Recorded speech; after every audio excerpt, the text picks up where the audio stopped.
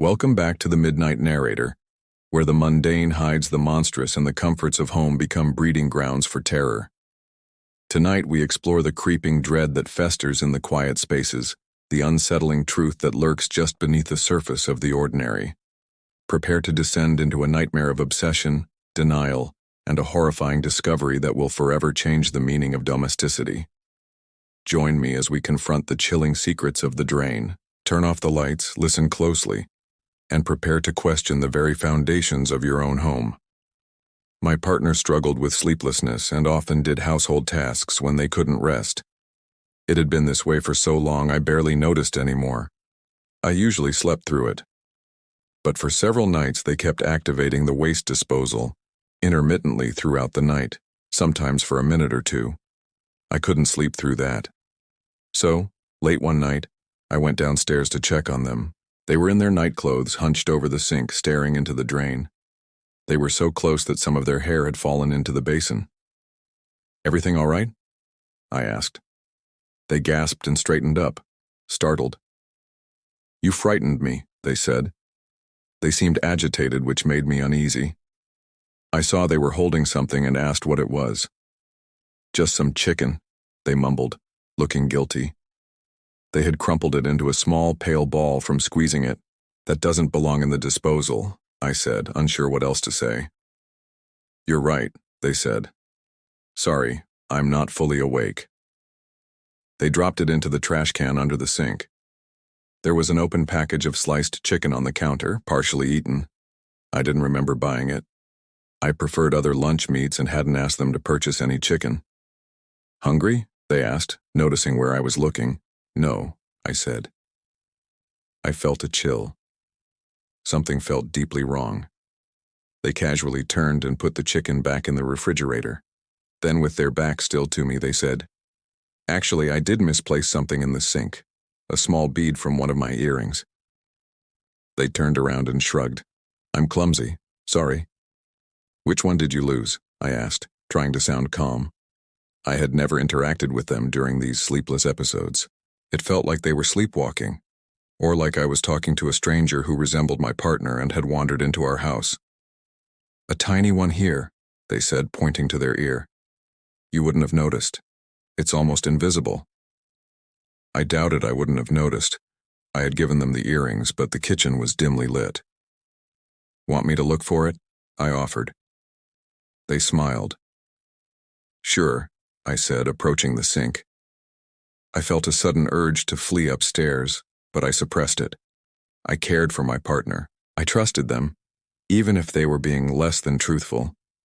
I probed the disposal chamber. It felt strangely pliable, like warm rubber, yielding slightly when I pressed. My partner watched intently, their shoulder brushing the switch plate. When my finger brushed something hard, they shifted their arm and I jerked my hand back, a chill running down my spine. They seemed oblivious, yawning and returning to bed as if nothing unusual had happened. I followed them upstairs and found them already asleep. I couldn't bring myself to join them in bed. The whole situation was unsettling. The disposal, the chicken, the lie about the earring. So I went back downstairs. The sink appeared as before, a few water droplets, a greasy smear on the basin. I placed my hands on either side of the drain and peered into the darkness. There was nothing unusual, except the vague sense of something sharp lurking unseen. I also thought I could hear a faint scratching sound from within the pipes. Then I heard a low, soft gurgling from the drain. I leaned closer, listening. It sounded organic, like a baby's gurgle, and I felt warmth. Warm air puffed from the drain every few seconds as if the opening were breathing. I recoiled. Nothing pursued me. On impulse, I took a piece of chicken and pushed it into the drain. As soon as it passed the flaps, the disposal roared to life, the grinding noise echoing through the house. I might have screamed, but I couldn't hear anything over the wet, harsh grating. Finally, it stopped. My heart pounded. I dropped the remaining chicken into the drain, then used a wooden utensil to force it down. The disposal activated again, and I pulled the utensil back. The end was splintered. I stood there for a long time, watching the drain, listening to the disposal grind the chicken. A minute, perhaps. Then the faucet turned on. My partner was there, having come downstairs unnoticed. Water gushed into the drain, then down the pipes. The disposal stopped, and they turned off the water.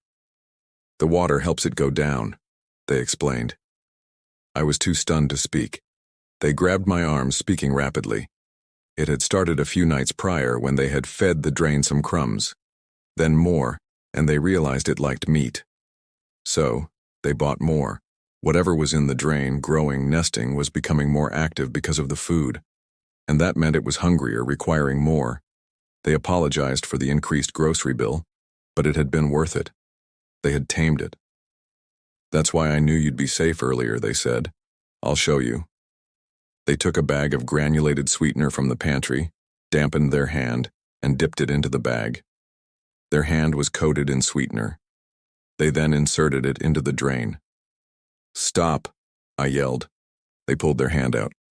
It was fine, perfectly clean, no sweetener remaining. See? They said. It doesn't bite, and it feels nice. They coated their hand again and put it back in the drain. It tickles, and it's so warm. I was speechless.